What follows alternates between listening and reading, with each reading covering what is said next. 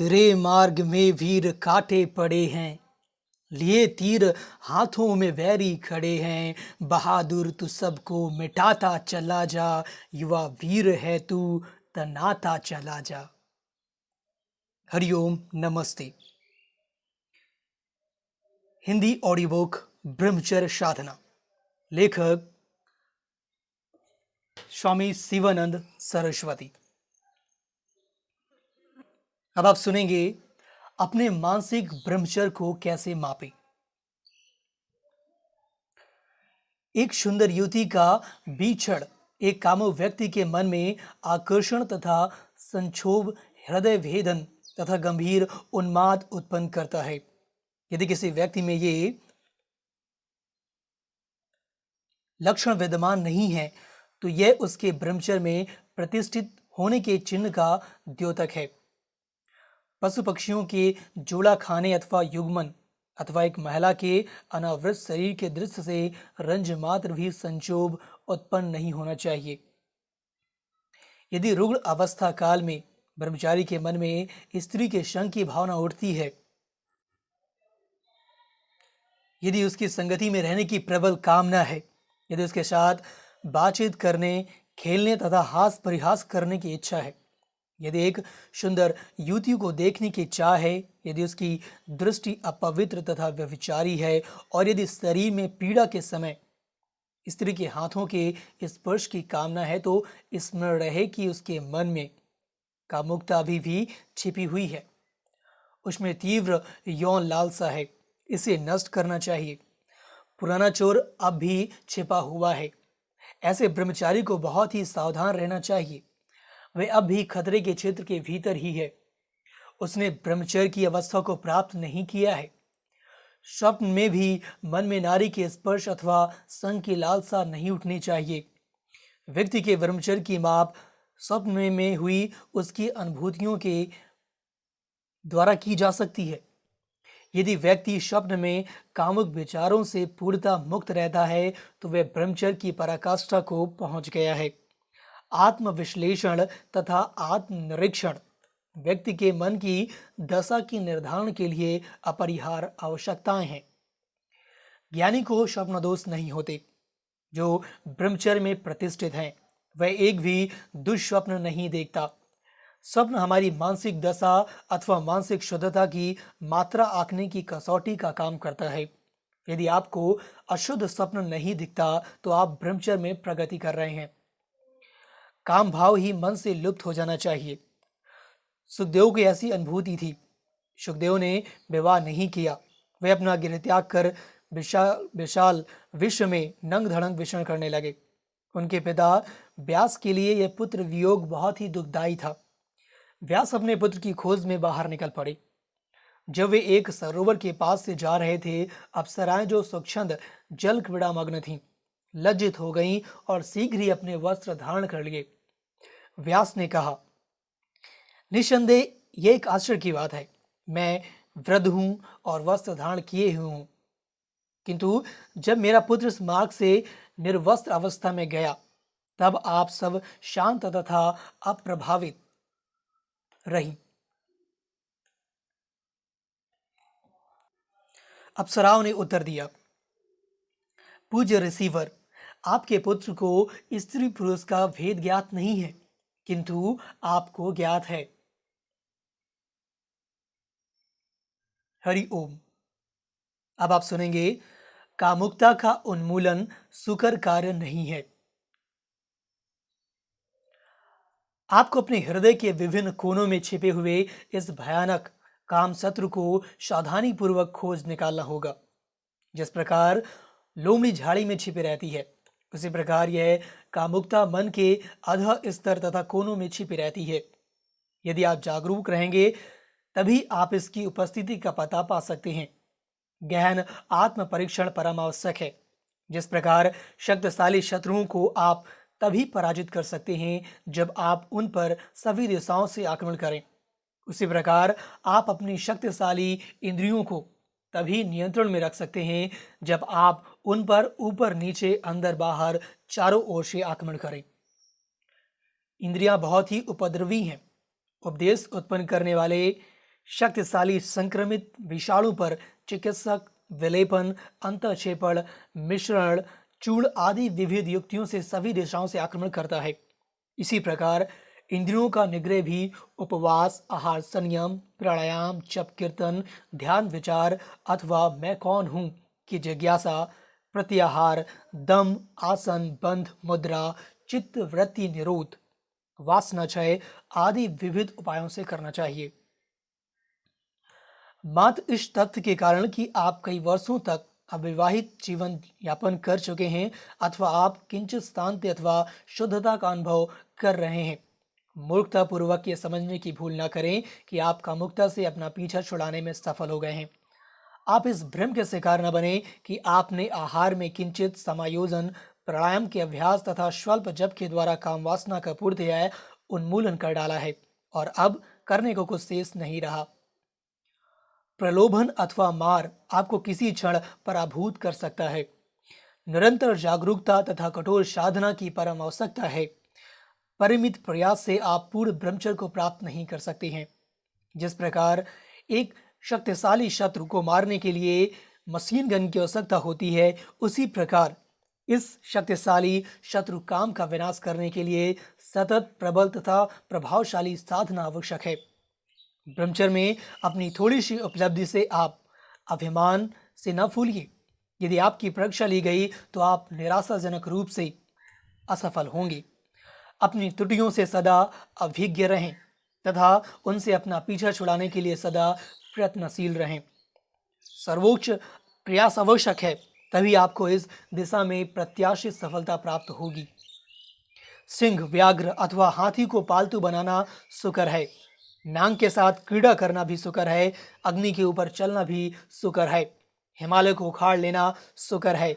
युद्ध क्षेत्र के में विजय प्राप्त करना भी सुकर है, किंतु काम का उन्मूलन करना दुस्साध्य है। इस काम शक्ति ने ही विकास की प्रारंभिक अवस्थाओं से लेकर युग युगांतरों तक संतान, प्रजनन तथा बहुलीकरण की नैसर्गिक प्रवृत्ति को बनाए रखा। अतः इस शक्ति के नियंत्रण तथा दमन के समस्त प्रयासों के होते हुए भी यह बलात् प्रकट होने तथा साधक को पराजित करने का प्रयास करती है। तथापि इससे आपको किंचित निराश नहीं होना चाहिए। ईश्वर, उनके नाम तथा उनकी कृपा में विश्वास रखें। प्रभु की कृपा के बिना मन से काम वासना का पूर्णतया उन्मूलन करना संभव नहीं है। यदि आपकी ईश्वर में श्रद्धा है तो आपको अवश्यमेव सफलता प्राप्त होगी। आप पल मात्र में ही काम को नष्ट कर सकते हैं। ईश्वर मूक व्यक्ति को वाचाल तथा पंगु को दुरारोह पर्वत पर आरोहण योग्य बना देता है। मानव प्रयास मात्र ही पर्याप्त नहीं है, भगवत कृपा की आवश्यकता है। उसकी सहायता करते हैं जो अपनी सहायता स्वयं करते हैं। यदि आप निशेष आत्मसमर्पण कर दें तो स्वयं प्रकृति माता आपकी साधना करेंगी। पुराने संस्कार तथा वासनाएं चाहे कितनी ही बलशाली क्यों न हो, नियमित ध्यान तथा मंत्र जप, सात्विक आहार, सत्संग, प्राणायाम, शीर्षासन तथा सर्वांगासन का अभ्यास, स्वाध्याय, विचार तथा किसी पवित्र सरिता तट पर 3 महीनों तक एकांतवास से पूर्णतः नष्ट हो जाएंगे। धनात्मक, ऋणात्मक पर सदा विजयी होता है। जो भी हो, आपको हतोत्साहित नहीं होना चाहिए। ध्यान में गंभीरता पूर्वक निमग्न हो जाइए। इस मार यानी काम को मार डालिए तथा संग्राम में विजय बनिए। वैभवशाली योगी के रूप में ख्याति प्राप्त कीजिए। आप नित्य शुद्ध आत्मा हैं। हे विश्वराजन, इसका अनुभव कीजिए। काम आवेगों को कठिनाई से नियंत्रित किया जा सकता है। जब आप काम आवेगों को नियंत्रित करने का प्रयत्न करते हैं तो वे विद्रोह कर बैठते हैं। काम शक्ति को आध्यात्मिक पथ पर निर्दिष्ट करने के लिए दीर्घ काल तक निरंतर जप तथा ध्यान की आवश्यकता है। काम शक्ति का ओज शक्ति में पूर्ण उदात्तीकरण आवश्यक है, तभी आप पूर्णतः सुरक्षित रह पाएंगे। तभी आप समाधि में प्रतिष्ठित होंगे, क्योंकि तब रसास्वाद पूर्णतः लुप्त हो जाएगा। कामावेग के उन्मूलन तथा विचार, वाणी तथा कर्म में पूर्ण शुद्धता की प्राप्ति के लिए परम धैर्य, निरंतर जागरूकता, अध्यवसाय तथा कठोर साधना की आवश्यकता है। ब्रह्मचर्य केवल निरंतर प्रयास द्वारा ही प्राप्त किया जा सकता है। यह एक दिन या सप्ताह में उपलब्ध नहीं किया जा सकता है। काम वासना निश्चय ही बहुत शक्तिशाली है। ये आपकी प्राण अंतक शत्रु है, किंतु आपका परम शक्तिशाली मित्र भगवान नाम है। ये काम वासना को आमूल नष्ट कर डालता है। अतः सदा जप तथा कीर्तन करे, राम राम राम या फिर राधे राधे राधे। योग अभ्यास, ध्यान इत्यादि काम वासनाओं को अत्यधिक मात्रा में छीड़ कर देंगे, किंतु एकमात्र आत्म साक्षात्कार ही काम वासना तथा संस्कारों को पूर्णतया नष्ट तथा विदग्ध कर सकता है। भगवत गीता ने ठीक ही कहा है, संयमी यानी इंद्रियों द्वारा विषयों को ना ग्रहण करने वाले व्यक्ति के इंद्रिय विषय तो निवृत्त हो जाते हैं, पर राग निवृत्त नहीं होता, किंतु ये राग भी व्यक्ति के आत्म साक्षात्कार करने के पश्चात निवृत्त हो जाता है। काम की सहज प्रवृत्ति एक सृजनात्मक शक्ति है। यदि आप आध्यात्मिक आदर्शों से प्रेरित नहीं हैं, नैसर्गिक काम प्रवृत्ति का निरोध कठिन है। काम शक्ति को उच्चतर आध्यात्मिक पथ में निर्दिष्ट कीजिए, इसका उदात्तीकरण होगा। यह दिव्य शक्ति में रूपांतरित हो जाएगी। तथापि काम का पूर्ण उन्मूलन व्यक्तिगत प्रयास से नहीं हो सकता है, यह केवल भगवत कृपा से ही निष्पन्न हो सकता है। अब आप सुनेंगे विभिन्न व्यक्तियों में लालसा की उत्कटता। काम एक अत्यंत प्रबल इच्छा है। बारंबार की पुनरावृत्ति अथवा बारंबार के उपभोग से मृदु इच्छा प्रबल काम का रूप ले लेती है। व्यापक अर्थ में काम एक उत्कट इच्छा है। देशभक्तों में देश सेवा की उत्कट इच्छा होती है। प्रथम कोटि के साधकों में भगवत साक्षात्कार की उत्कट इच्छा होती है। कुछ व्यक्तियों में उपन्यास वाचन की प्रबल उत्कट इच्छा होती है।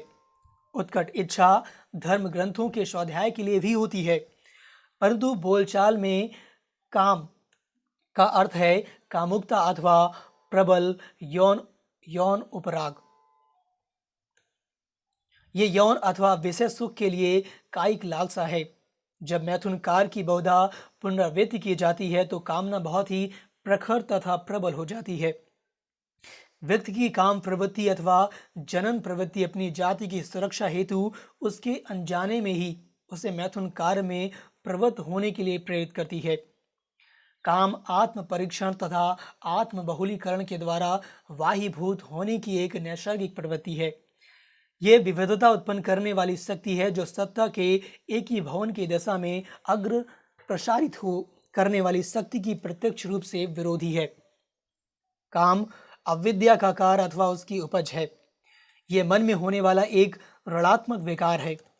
आत्मा नित्य शुद्ध है। आत्मा विमल, निर्मल अथवा निर्विकार है। प्रभु की लीला को बनाए रखने के लिए अविद्या शक्ति ने ही काम का रूप धारण कर लिया है। चंडी पाठ अथवा दुर्गा सप्तशती में आप पाएंगे, या देवी सर्वभूतेषु काम रूपेण संस्थिता नमस्तस्यै नमस्तस्यै नमस्तस्यै नमो नमः। इसका अर्थ है मैं उस देवी को बारंबार नमस्कार करता हूँ जो इन सभी प्राणियों में काम रूप में स्थित है। सृष्टिकर्ता ब्रह्मा को भी यह ज्ञात नहीं है कि काम का यथार्थ अधिष्ठान कहाँ है। भगवद गीता में उल्लेख है कि इंद्रियां, मन तथा बुद्धि काम की अधिष्ठान है। प्राणमय कोश उसका अन्य अधिष्ठान है। वासना शरीर में सर्वत्र व्याप्त रहती है। प्रत्येक कोषाणु, प्रत्येक परमाणु, प्रत्येक अणु, प्रत्येक विद्युत अणु काम से अधिप्रभारित है। काम रूपी विशाल महासागर में अंतर प्रवाह, तिर्यक प्रवाह, मध्यवर्ती प्रवाह तथा अंतःसागरी प्रवाह हैं। आपको उनमें से प्रत्येक को संपूर्ण रूप से मिटा देना चाहिए। आपको इन सभी स्थानों से काम को पूर्णतया नष्ट करना चाहिए। काम एक वृत्ति है जो रजोगुण के प्रधान होने पर मन रूपी सरोवर में उठती है।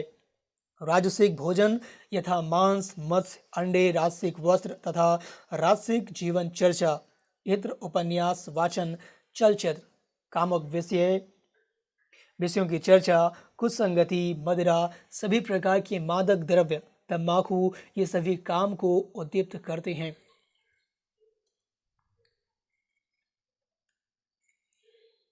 अब आप सुनेंगे बाल को युवकों तथा वृद्धों में काम वासना। छोटे बालकों तथा बालिकाओं में काम वासना बीज रूप में रहती है। ये उन्हें कोई कष्ट नहीं देती है। जिस प्रकार वृक्ष बीज में अंतर्निहित रहता है, उसी प्रकार काम भी बालकों के मन में बीज अवस्था में वर्तमान रहता है। ये वृद्ध पुरुषों तथा महिलाओं में दमित रहता है। ये कोई तबाही नहीं कर सकता है। ये केवल उन युवकों तथा युवतियों में जो तरुणाई में पहुंच चुके हैं कष्टप्रद बनता है। तरुणाई यानी कि 15 से 35 वर्ष की अवस्था। पुरुष तथा स्त्रियां काम के दास बन जाते हैं। वे निस्सहाय बन जाते हैं। शैशव काल में पुंज जाति तथा स्त्री जाति के बालक तथा बालिकाओं के लिंग में कोई विशेष अंतर नहीं रहता। तब वे तारुण्य को प्राप्त होते हैं। तब उनमें सशक्त परिवर्तन आ जाता है। उनकी भावनाएं, हाव भाव, शरीर, चाल, वार्ता, दृष्टि, चेष्टा, वाणी, स्वभाव तथा व्यवहार सर्वथा परिवर्तन हो जाते हैं। बीज के अंदर सूक्ष्म रूप से आम का संपूर्ण वृक्ष शाखाओं और पत्तियों सहित छिपा हुआ है। इसके प्रकट होने के लिए समय की आवश्यकता होती है। इसी प्रकार बाल अवस्था में काम वासना छिपी रहती है। 18 वर्ष की अवस्था में प्रकट होती है। 25 वर्ष की आयु में सारे शरीर में व्याप्त हो जाती है। 25 से 45 वर्ष तक बड़ा अनर्थ करती है और फिर शनै शनै चीड़ होने लगती है। मनुष्य 25 से 45 वर्ष तक की अवस्था में बहुत से अपराध तथा अनिष्ट करते हैं। यह जीवन का सर्वाधिक क्रांतिक काल होता है। अब आप सुनेंगे ज्ञानियों, आध्यात्मिक साधकों तथा गृहस्थों में कामुक विचार। ज्ञानी पुरुष में काम वासना बिल्कुल नष्ट हो जाती है। साधक पुरुष में यह भली प्रकार संयत रहती है। गृहस्थी पुरुषों में यदि इसका संयम नहीं किया जाए तो वह बड़ा अनिष्ट करती है। उसमें यह अपने पूर्ण विकसित रूप में रहती है। वह इसका विरोध नहीं कर सकता। वह निस्सहाय होकर इसके वश में हो जाता है, क्योंकि उसकी इच्छा शक्ति दुर्बल होती है और उसमें दृढ़ संकल्प का अभाव होता है। ज्ञानी के मन में कोई भी कामुक विचार नहीं प्रकट होता। वह जब किसी सुंदर युवती, शिशु अथवा वृद्ध महिला को देखता है तो उसके मनोभाव में कोई अंतर नहीं आता। वह पुरुष अथवा स्त्री के मूल में वर्तमान एक ही शाश्वत अमरात्मा का दर्शन करता है।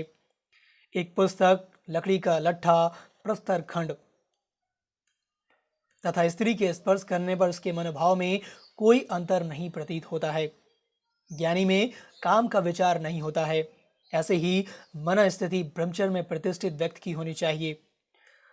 साधक में कामुक विचार यदा कदा ही उठते हैं, किंतु वे नियंत्रण में रहते हैं। वे कुछ अनिष्ट नहीं कर सकते। तथापि एक कामुक गृहस्थ कामपूर्ण विचारों का शिकार बनता है। संसारिक कामुक व्यक्ति चाहता है कि उसकी पत्नी सदा उसके साथ रहे। यौन विचार उसमें अंकित होता है तथा बहुत ही शक्तिशाली होता है। वह चाहता है कि सब कुछ उसकी पत्नी ही करे, तभी वह संतुष्ट होता है। ऐसा केवल काम वासना के कारण है। अपनी पत्नी की मृत्यु के पश्चात उसे भोजन में स्वाद नहीं आता, भले उसे निपुण रसोइयों ने पकाया हो। ऐसे व्यक्ति आध्यात्मिक पद के लिए पूर्णतया अनुपयुक्त हैं।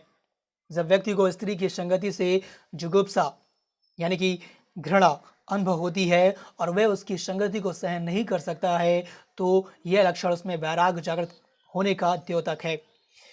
यदि आप स्वर्ण के प्याले में नींबू या इमली का रस भरे तो प्याला खराब नहीं होता। यदि आप पीतल या तांबे के पात्र में भरेंगे तो रस एकदम खराब हो जाएगा और विषैला बन जाएगा। इसी प्रकार नित्य ध्यान अभ्यास करने वाले मनुष्य के शुद्ध मन में विषय प्रवृत्तियां हो तो वे उसको मलिन नहीं करती और विकार उत्पन्न नहीं होता। यदि मलिन मन वाले पुरुष के मन में विषय वृत्तियां हों तो जब वे विषयों के सम्मुख आते हैं तो उनके मन में तत्काल उत्तेजना होती है। अधिकांश लोगों में मैथुन की लालसा बहुत तीव्र होती है। उनमें मैथुन की स्पृहा अत्यधिक होती है। कुछ व्यक्तियों में कामेच्छा यदा कदा उत्पन्न होती है, किंतु शीघ्र ही समाप्त हो जाती है। मन में केवल साधारण सा उद्योग प्रतीत होता है। आध्यात्मिक साधना की सम्यक विधि से इसका भी पूर्णतया उन्मूलन किया जा सकता है। ओम शांति, हरिओम। अगले पाठ में हम जानेंगे पुरुषों तथा स्त्रियों में काम वासना। और भी बहुत कुछ। मित्रों, हमेशा याद रखिए कि तेरे मार्ग में वीर काटे पड़े हैं, लिए तीर हाथों में वैरी खड़े हैं। बहादुर तू सबको मिटाता चला जा, युवा वीर है तू तनाता चला जा। दोस्तों, फिर मिलते हैं इसके नेक्स्ट पार्ट पे। तब तक के लिए नमस्कार।